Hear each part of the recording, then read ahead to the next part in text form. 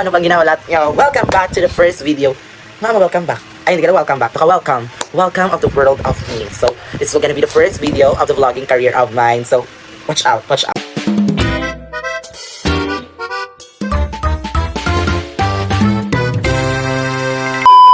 So for today's video, I'm going to do a look of the vlog of the seafoods. Yes, seafoods, may budget. So first, of course, when we talk about seafood, dapat ilagay ang number 1 na shrimp. Shrimp, yes, shrimp tempura. So, wala niya ang afford taga. Okay na. Ang sus, I'm focus. And next is dapat may fish. So, of course, dapat na fish wrappers ka. From Uishi. Diba may shrimp? Kagina nga shrimp tempura. So, dapat spicy naman gang. So, spicy shrimp. Prawn. Prawn position. Wala, shrimp lang na siya gaan. Wala na siya ang kahang. Ang favorite of all. Tilapias. Yes, tilapias. Blue rice mare. Because it's spicy seafood. Ay guys, ito ka-mix na siya sa octopus, shrimp, crab, tanang yung mga seafood. So, seafood boil na yung atake niya. And then, we have also, when we talk about seafood, dapat meron ganyan lang to balance it out, the sweetness. We have the sweet corn, of course, sweet corn. And of course, the favorite of my friend, cheese ring. Kung mamangkot ka mo, anong labot ka sa, sa seafood. Actually, siya dapat ang onion rings or like, gusto ko ako ni vlog, di man niya. Ako ni, and of course, ang favorite ko fries, yes. Kita ka po sa potato corner, sa potato fries, na talaga. Baka syempre dapat meron, kung mapatay mo natin kidney, imagine nursing student, tapos, amo tutanan ka, kanon niya tutanan, kaya mo na?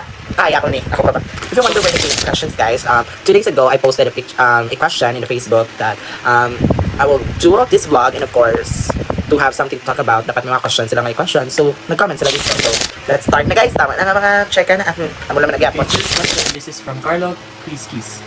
What's your most unforgettable or funny moments as a student intern? Of course, sa DR, because, you know, that was, my first and last duty sa DR, and imagine guys, amo tumatabo sa imo, wala na tayo naitabo guys, kay, ang midwife, di ba mapaanak na sila guys, so the usual, dapat, as a student intern, dapat, what do you call this, dapat, energetic ka, dapat, ng, clear in my mind, and of course, dapat, you know what to do, and at that time, syempre, first time mo ka, first time cheater sa blaute, I don't know what to do, so especially, magiging mo, ano yung answer yun? Wala naman ka, Wala ka talaga, mga favorites, ay, wala, naula. Ayaw, make me up. Ikaw, pagkain Okay, gan ko ni ma'am, kay, do not touch, dapat ang sterile. Naka-gloves na ang bayot. Need touch sa gown. Because, yung pagtuo, sterile yung gown. O, diba? Mauto, kasukan ko sa midwife. And after that, naka-gloves naman ko tadlong, guys. And of course, nakabalik ko sa kunya, inner me, naka-sense of self of you. Kaya bali ma'am, inhale, exhale. After that, naka-relax ako. And of course, na-deliver ang baby out. Yes, na-deliver siya sa healthy. What's one of the best foods that you can't live without? Actually, my first food that I can live without, guys, is na tinafa. Yes, like super. Kasi nila ni Kuya, like, dapat, hindi ko pwede magtrabaho sa DSWD. Kaya if magtrabaho sa DSWD, Diyos ko, maubos ang dilatas ng tinapa, kaya ako lang makaon. Like, no joke guys, I can ubos 2 tinapa, like, me alone lang. Basta may dokot, kagbahaw, like, first time. This is from King Mary about how are you handling things so far, life and school? Doka mo na ako. Christian, kung school, mo na siya guys, so, ang school ay ang life, kaya mo na ko. Kung like, more na ako sa school kaysa sa life ko. Like, wala na siya na balance. Pero, I guess, this is just normal, especially if you are a nursing student society. Nursunians, kung nurse ka tapos nurse ka pag-eskwela. So, feel ko, this is just a normal nga mga, struggle sa life. Kumbaga, i-accept mo na kayo, siyempre free tuition, di dapat, ang ginaya ang level of execution. Ang level of execution, level of... Baby boy. This is from Eliza Sana.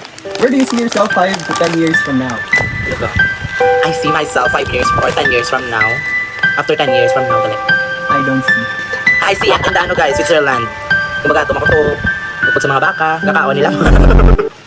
Joke lang. I see myself passing the NCLEX board exam. Atake. Manifest lang yun. Why should you be the next Miss Universe?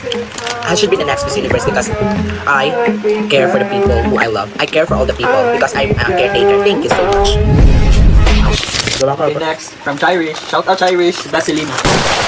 Describe your journey as a student nurse in Norse. Kung Miss Universe, wala ka kita di ka kayo mga question, mga serious. If ako i-describe ako journey sa Norse, so, like, second year pa man ko ron, so, it's, guys, it's a roller coaster, gin siya yung expression. Emotion, galit. Because, sometimes happy, sometimes sad, sometimes kapoy, which is normal, I guess, sa tanan man, it applies to all course, but, it's a roller coaster ride. So, may mga exciting part, may mga sad part, may mga happy part, may mga syempre may mga kaaki ginaya part guys na hindi na maligawan. But at the end of the day, ma-resolve na siya as long as you are with the great people. So that's why I'm very thankful, guys, with the people that I'm surrounded with. That's why, ang pinaka-proud ko, guys, because I have a lot of friends nga na minsan also, like, not just my classmates, but of course, mga seniors, like Ate Sivat, Ate Duldol, Ate Shane, Kuya Shane, Nabilutan. And of course, si Mommy, yes, my mom. Shout out to you, Mommy Danica, I miss you so much. And many more. Many to shout out. Of course, may mga friends man ko nga, classmates, like, sila Catherine, Sai, Mark, and many more. Okay, that's the end of my vlog, guys. Thank you so much for watching. Please like and subscribe. And of course, if nakarating ka dito sa video, gusto mo paldo, nasa like ang comment section. Nasa like ang comment section. Nasa comment section ang link. Yes, dito kami, guys. Bye-bye. Mwah.